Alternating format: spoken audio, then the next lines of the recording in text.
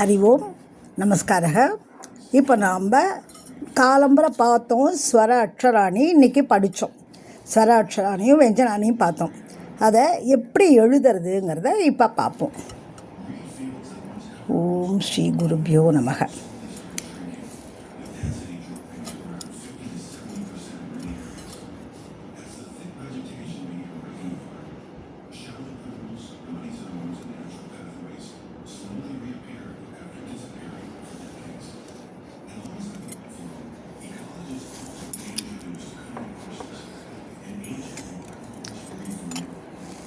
ஸ்வர அக்ஷராணி.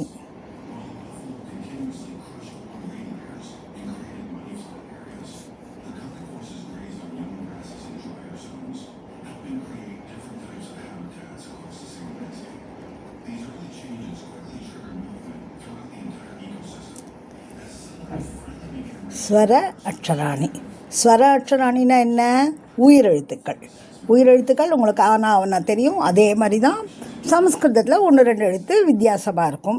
அது மாதிரி தான் சமஸ்கிருதத்தில் ஏக்கு குறில் கிடையாது, ஓக்கு குறில் கிடையாது. ஸோ அதை தவிர ரு ரு லு அப்படின்னு ஒரு 3 வார்த்தை புதுசாக இருக்கும். மற்றபடி பாக்கி தமிழ் எழுத்துக்கள் எப்படியோ அப்படி தான். எழுத்தோட வடிவம் மட்டும்தான் கொஞ்சம் மாறி இருக்கும். இப்போ நம்ம பார்க்கலாம். இப்போ நம்ம எழுத போகிறோம். எழுதுறதுக்கு எப்படி எழுதுகிறோம்? இப்படி 3 மாதிரி போட்டு அப்படி போட்டு ஒரு கோடு போட்டு இப்படி போட்டால் இது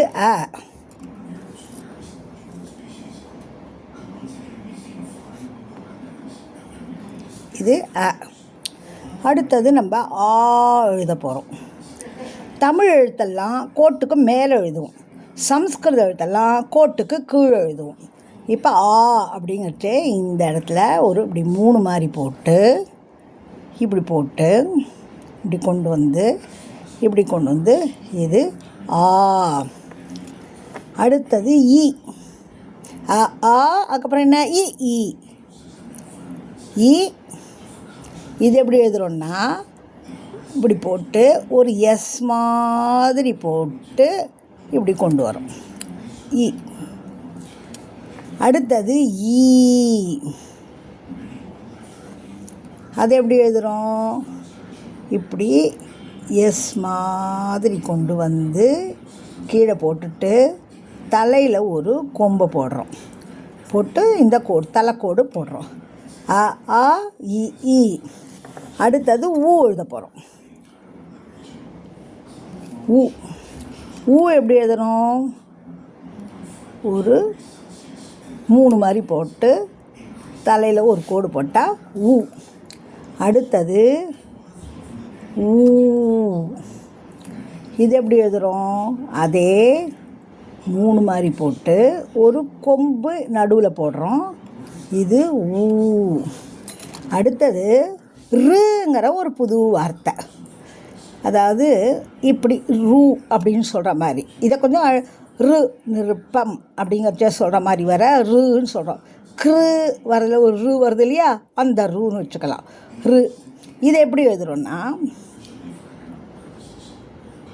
இப்படி எழுதுறோம்.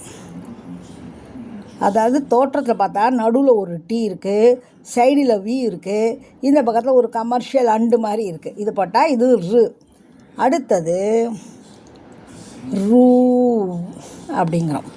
அது எப்படி எழுதுகிறோம்? இதே தான். இப்படி தான் கமர்ஷியல் அண்டு மாதிரி போட்டு இதை இப்படி போட்டால் இது நெடி.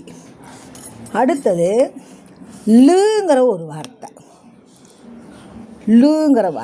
இது எப்படி எழுதுகிறோன்னா இப்படி இந்த வல்லினரா எழுதுகிற மாதிரி எழுதி ஒரு கோடு போட்டு ருன்னு எழுதுகிறோம். அதுக்கு அடுத்தது ஏ கிடையாது, நெடில் மட்டும்தான் உண்டு. நெடிலில் இருக்கிற மட்டும் உண்டு.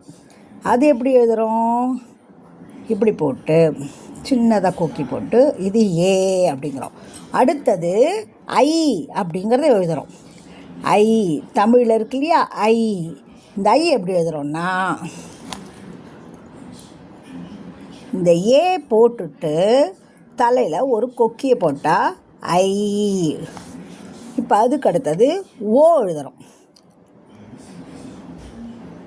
ஓ, இந்த ஓ எழுதுறதுக்கு ஆ போடுறோம், பக்கத்தில் ஒரு கோடு போடுறோம். ஆ எழுதுகிற மாதிரி எழுதி மேலே ஒரு கொம்பு போட்டு தலைக்கோடு போட்டால் இது ஓ. அடுத்தது ஔ.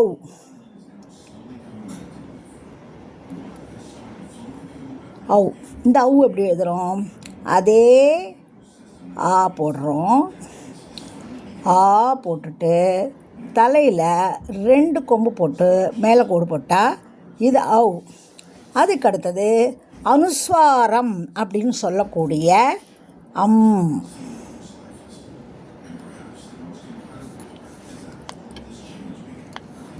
இதை அம்முன்னு சொல்லுவோம். இதை அம்முன்னு சொல்லுவோம். அடுத்தது அஹ.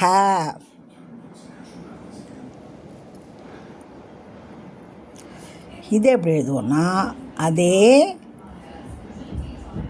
ஆ போட்டுட்டு பக்கத்தில் 2 புள்ளி வச்சு மேலே கோடு போட்டால் அஹ.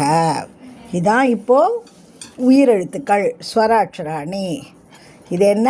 அ, ஆ, இ, ஈ, உ, ஊ, ரு, ரு, லு, ஏ, ஐ, ஓ, ஔ, அம், அஹ.